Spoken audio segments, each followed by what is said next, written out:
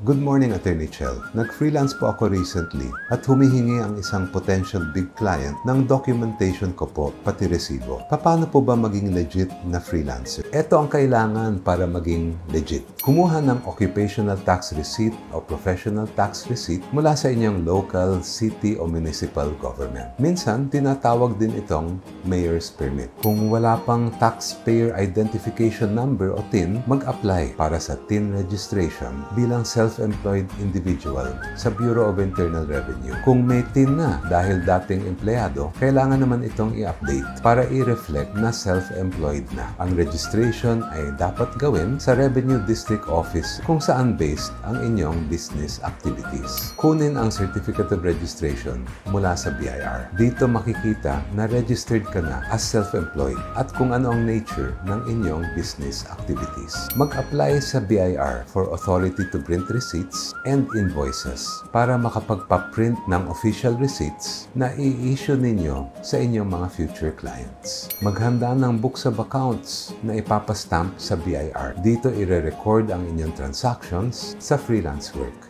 Para sa applications na ito, mabuting ihanda ang general requirements. Makakatulong siyempre kung kita ng kliyente na seryoso at lehitimo ang business activities ninyo as a freelancer. And that's our legal life hack.